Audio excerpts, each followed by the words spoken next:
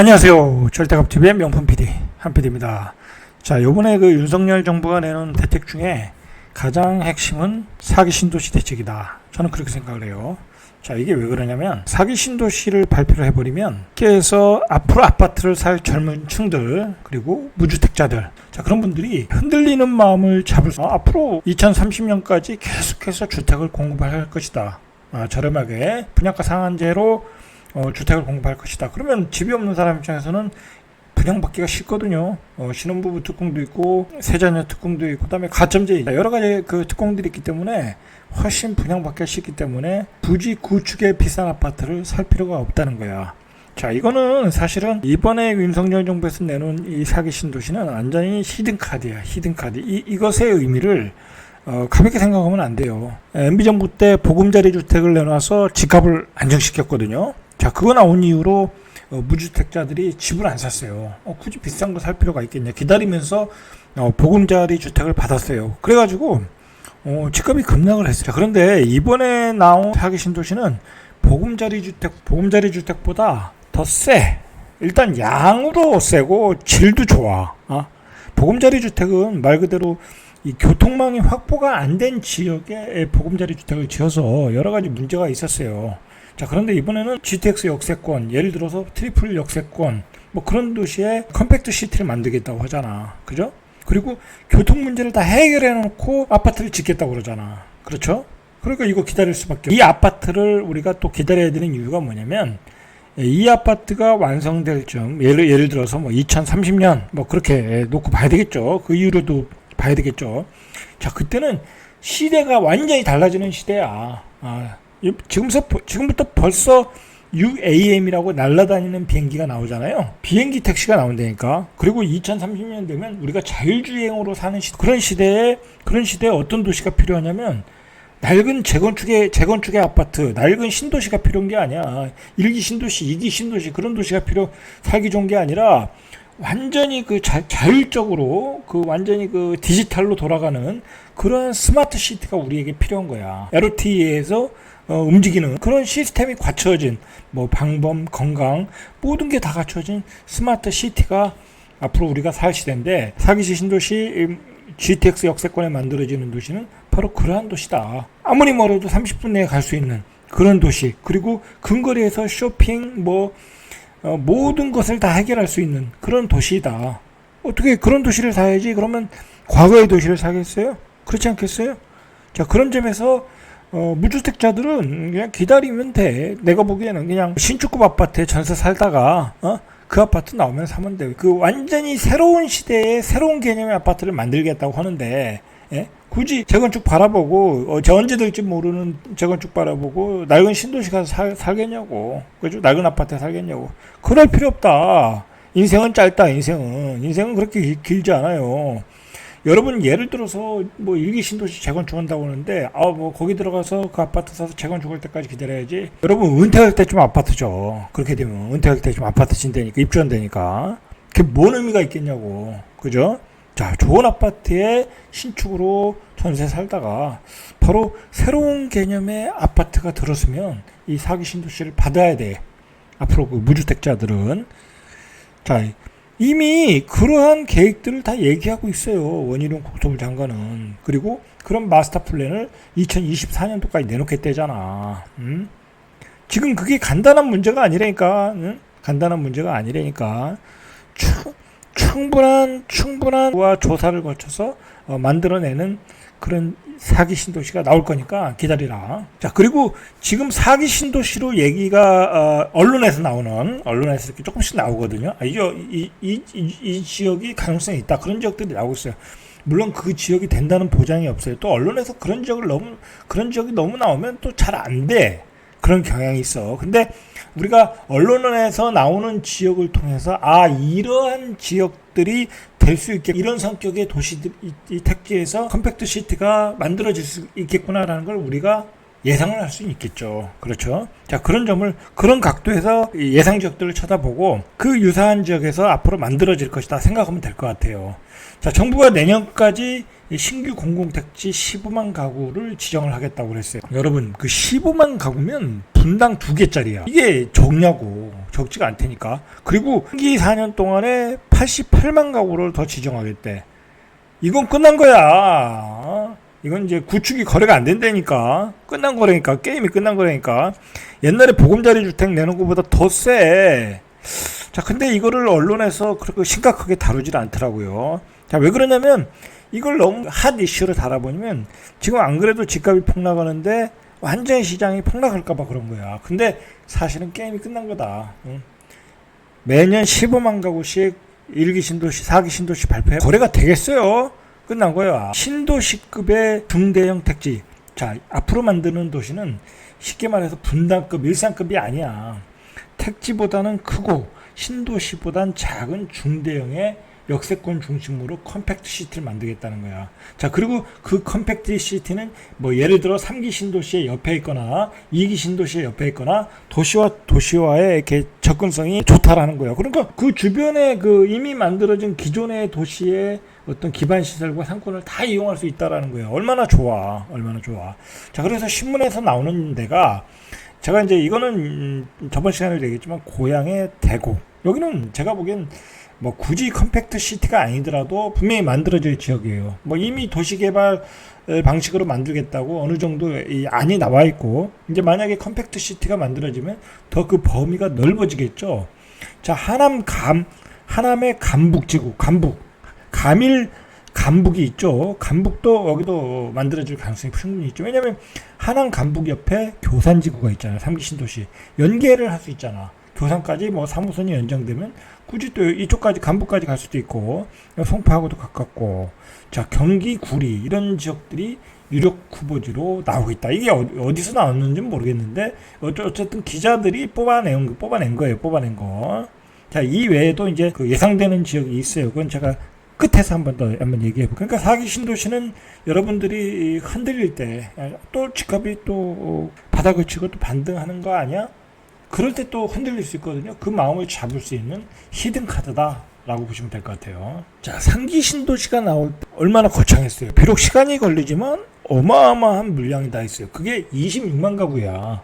광명시흥까지 포함해서 나중에 광명시흥도 포함했잖아요. 적다고 생각해가지고.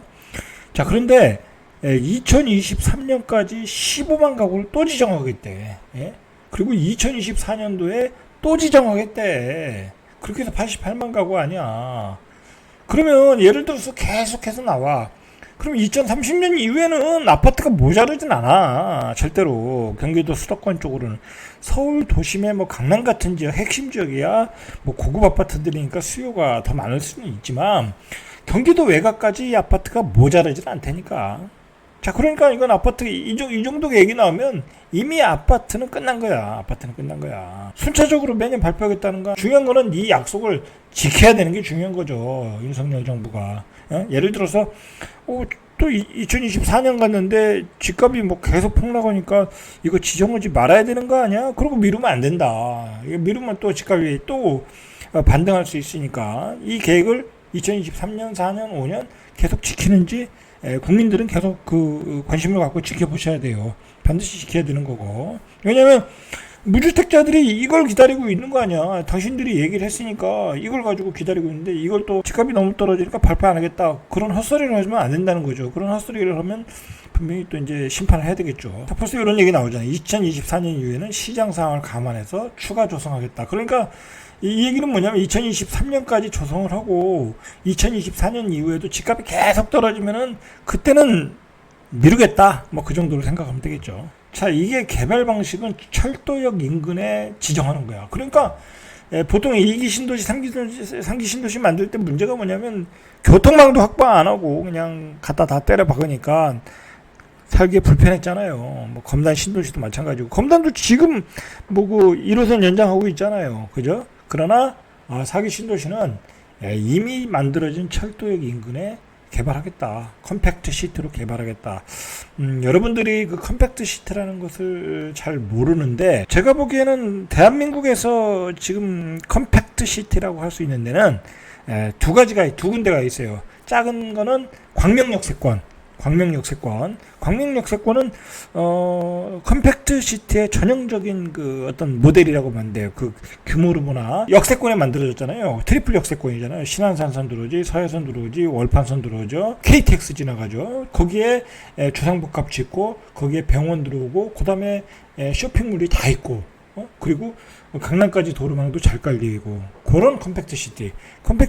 자, 그게 이제 굉장히 인기가 있잖아요. 광명역세권. 광명역세권은 요즘 그렇게 많이 떨어지진 않거든요. 다른 지역에 비해서. 물론 조정을 받고 있지만 가격 조정이 그렇게 크질 않아요. 그만큼 살기가 좋다는 거야. 그러한 데를 앞으로 사기 신도시로 지겠다라는 거야. 그 자동차 전용 도로도 접근성이 좋고 지하철 역세권으로서 빠르게 도심으로 접근할 수 있는 그런 지역을 선정해서 지키 선정부터 교통 계획과 연계해서 짓겠다. 역 중심으로 방사형으로 꾸미는 방식이다라고 보시면 돼요. 자, 이런 도시는 굉장히 신개념의 도시야. 여러분 생각을 해보세요. 이러한 컴팩트 시티가 서울 도심에 있다고 하면 얼마나 편하겠어요. 그죠? 예를 들어서 뭐 여의도 같은 데가 일종의 어떤 컴팩트 시티라고 볼 수 있죠. 예를 들어 그 안에 뭐 현대백화점도 있고 뭐 주상복합도 있고 뭐 교통도 좋고 그런 개념이잖아요.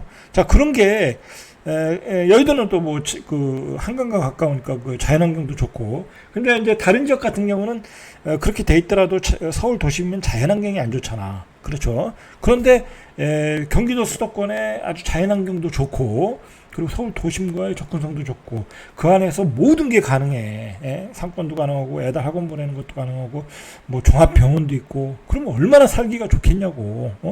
그런 도시에서 살아야지 왜 썩다리 도시 가서 사냐고. 그렇죠. 그렇게 생각하시면 이 사기 신도시에 대한 기대감은 커질 수밖에 없다. 자, 그러면 어떻게 되겠어요? 기다려라. 제가 얘기하잖아요. 좋은 신축 아파트에 전세 살다가 그걸 분양받아서 살면 되는 거예요.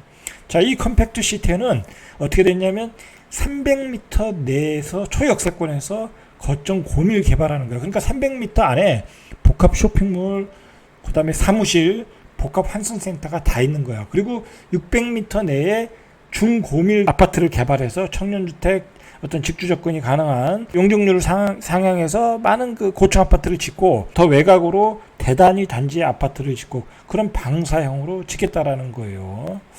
굉장히 살기 좋겠죠.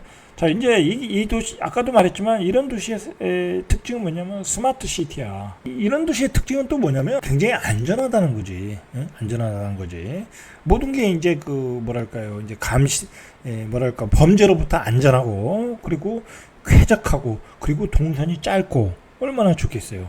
자, 그렇게 보시면 될 것 같아요. 이게 사실은 그 GTX 역세권만 보면 또 그렇게 많잖아요. 그 선택의 폭이 넓잖아. 그래서 국토부 관계자가 뭐라고 했냐면 꼭 철도역 근처뿐만이 아니고 교통 요건이 양호한 지역도 다 포함하겠다. 개별적으로 후보지 발굴 중이고 뭐 어떤 조사한 툴이 있겠죠. 어느 정도 갖고 있어서 15만 가구는 조성할 수 있겠다고 예상하고 있다. 자, 15만 가구를 내년에 조성하면 한 4-5군데는 나오겠죠. 그죠? 4-5군데. 자, 이제 뭐 그게 어느 지역인가는 한번 뒤에서 한번 예상을 해보자고요. 여러 군데로 나오겠죠. 고양시의 그 대곡역, 대장동 일대 대곡역세권은 여기는 부지가 넓어요. 그리고 다 대부분이 지금 개발이 안 된 논바닥이야. 그리고 뭐 GTX 있죠, 경의선 있죠, 그 다음에 서해선 있죠, 3호선 있죠. 여기는 뭐 거의 개발된다고 봐야 되겠죠. 자, 하남 간북은 송파 강동구에 인접해서 별도의 교통인프라를 구축하지 않아도 꾸준히 신도시 후보지로 거론되었다. 자, 간북도 들어갈 가능성이 크다. 부리는 뭐 여기 이제 신문에 나온 얘기는 월드 디자인 시티 부지, 여기 상기 신도시인 남양주 왕숙 신도시의 배후 단지. 그러니까 남양숙 그 왕숙으로 가는 그 아마 GTX 라인이 있는 것 같아요. 그것과 연계해서 구리 쪽에도 하나 지정할 가능성이 있다. 이렇게 나온 얘기예요. 그리고 비교적 빈 땅이 많은 경기 화성 일대도 얘기가 나오고 있다. 뭐 이 정도, 이 신문에 나온 얘기는 이 정도. 자, 앞에서 봤듯이 대표적인 것이 컴팩트 시티, 대표적인 것이 광명 역세권이다. 자, 이제 우리가 앞으로 어떤 지역에 지정될 가능성이 있냐 보면 이제 여기 많은 곳이 지정될 가능성이 많죠. 그좀 막 지금 건설 중인 역들이 있잖아요. 트리플 역세권 그런데 그런 데는 당연히 져야 돼요. 왜 역을 져놓고서 아파트를 안 짓는다는 거는 비효율적이잖아요. 그리고 그 지하철 노선이 활성화되기 위해서는 거기에 더 많은 주거단지가 들어가고 여기 들어갔다는 얘기는 또 거기에 또 산업단지가 들어온다는 얘기거든요. 그럼 산업단지 옆에 또 더 많은 주거지를 지어줘야 되겠죠. 왜냐면 산업단지에 많은 인재들을 고용하려면 거기에 주거지가 있어야 될 거 아니에요. 그러니까 이게 삼박자가 맞아야 되는 거예요. 여기 있고 주거지가 있어야 되고 그 주거지는 굉장히 교통이 편한 지역이고 그리고 주변에 산업단지가 있고 그런 지역에 바로 이 4기 신도시가 들어올 가능성이 있다. 자, 결론적으로 얘기는 젊은 무주택자들은 이제 철저히 분양 전략으로 가셔야 돼. 자, 급등한 아파트는 이제 살 필요가 없어. 앞으로 새로운 개념의 아파트, 스마트 시티에 적합한 아파트가 4기 신도시의 아파트들이다라고 생각하시면 될 것 같아요. 자, 한번 지도를 보시죠. 예를 들어서 이제 14방향으로 정하면 한 4만 가구, 5만 가구, 한 3만 5천 가구 정도 그렇게 정할 거예요. 예를 들어서 저는 이제 이 시흥시청이 신안산선이 들어오고 월판선이 들어오고 서해선이 들어오잖아요. 자, 여기가 지금 눈이 많아요. 눈이 많아. 자, 여기 이제 이쪽이 광명시흥 신도시고, 자, 그리고 여기 하중지구라고 여기도 이 3기 신도시로 지정을 해놨어요. 그러면 개인적으로는 여기도 하나 들어올 것 같아요. 나중엔 결국은. 그렇지 않겠습니까? 여기가 트리플 역세권인데 이 시흥시청역이 여기 들어올 가능성이 있죠. 이런 지역들 예를 들어서 경부라인은 사실 들어올 데가 없어. 지금 이 동탄이 이제 GTX역의 어떤 출발점이잖아요. 들어올 데가 없잖아 여기는. 그죠? 들어올 데가 없어 여기는. 그래서 이 뒤로 미루어서 이제 지정을 하지 않겠냐는데 이 뒤로 미뤄주면 너무 멀어. 이 경부라인은 제가 보기에는 별로 들어올 데가 없다. 저는 그렇게 생각을 해요. 이쪽 서쪽에는 역시 이 대곡역 이쪽이 유망하다고 얘기를 하는 거죠. 자, 근데 이쪽이 사실은 일산이 있고 여기 화정동이 있고 여기 창릉 신도시가 있고 그런데 사실 여기 빈 땅이 많아요. 이게 다 아파트 질 땅이야. 사실 서울의 아파트 부지가 모자라서 안 짓는 게 아니에요. 여기다 신도시 만들어도 되는 거잖아요. 그죠? 그렇지 않겠습니까? 자, 근데 이제 일단은 이 대곡역 근처에 이제 들어올 가능성이 있다라고 예상을 하고 있는 거예요. 여기는 이제 어쨌든 자기 신도시가 아니더라도 도시개발 형식으로 진행이 되니까 들어온다라고 보시면 돼요. 자, 근데 이게 문제가 뭐냐면 이쪽에다 아파트를 많이 못 짓는 게 뭐냐면 정책을 위반하는 사람 입장에서는 우리나라는 남북하고 대치를 하고 있잖아. 근데 이거 북쪽에 위치하고 있잖아. 그런데다가 여기다가 아파트를 많이 짓는다는 게 부담스럽죠. 아무래도. 그렇죠? 부담스러운 거예요. 혹시 북한이 쳐들어오면 어떡하나. 그때 이게 여기다 너무 아파트 쳐놓으면 이거 문제가 될 수 있잖아요. 그렇죠? 그러니까 여기다 최소한의 개발을 자제를 하는 것 같아. 이렇게 좋은 부지들이 많은데도. 그렇지만 여기는 이제 트리플 역세권이니까 걸어볼 역세권이죠. 걸어볼 역세권이니까 여기도 들어올 가능성이 있다라고 얘기하는 거예요. 자, 그다음에 여기 이제 나오는 얘기가 감북이죠. 여기가 이제 교산지구고 여기가 감이려. 여기만 비었잖아. 그러니까 여기가 나오는 거야. 여기는 언젠가 된다고 그랬거든. 언젠가 된다. 자, 그리고 여기가 둔천동이잖아요. 요번에 그 문제가 됐던 아파트. 그러니까 여기는 언젠가 된다. 근데 요번에 들어가지 않겠냐라고 이제 예상을 하는 거예요. 교산지구, 감일지구, 감북지구 이렇게 붙으면 도시가 하나 연결이 되겠죠. 자, 이런 식으로. 자, 저 개인적으로는 또 이쪽에 땅이 많잖아요. 그죠? 땅이 많죠. 그리고 이쪽은 또 강북이 아니라 강남이잖아요. 자, 대장지구, 계양지구. 그죠? 지금 여기 검단이죠. 검단. 이렇게 도시들이 있잖아요. 그러면 이쪽에도 하나 컴팩트 시티가 들어오지 않을까. 이게 여기가 될지 어디가 될지 저도 잘 모르겠는데 이쪽에도 하나가 들어오지 않을까. 자, 그렇게 생각을 해요. 그러면 대충 방향이 맞잖아요. 요 강북에 하나, 이쪽 강남 쪽에 하나, 그 다음에 시흥 쪽에 하나, 북쪽에 하나, 하남의 감북 쪽에 하나, 그 다음에 이제 얘기하는 게 이제 남양주 구리 이쪽에 하나. 자, 그렇게 얘기가 되는 거 아니겠습니까? 자, 그런 식으로 예상이 될 수 있다. 자, 이제 이렇게 4기 신도시 얘기가 나오면 이 투기꾼들이 또 예상 지역을 찾아서 투기 세력들이 극성을 부려요. 자, 자, 그런 점들이 조금 문제가 될 수 있어요. 그러면 너무 예상이 되는 지역은 또 내년에 안 되고 엉뚱한 지역이 나올 수 있어. 그러니까 미리 그 예측을 하고 뭐 투기를 하거나 그러시면 안 될 것 같아요. 자, 중요한 것은 이렇게 사기 신도시를 매년 15만 가구를 연달아 발표한다. 이거는 보금자리보다 더 센 그 대책이었다. 공포의 물량 폭탄이다. 그렇게 생각하시고, 무주택자들은 이런 도시를 받으셔야 돼. 얼마나 살기 좋겠어. 교통도 좋고. 그렇지 않겠습니까? 자, 받아서 전세 살다가 받으시면 되는 거예요. 오늘 여기까지 이상 절대값TV의 명품 PD 한 PD였습니다.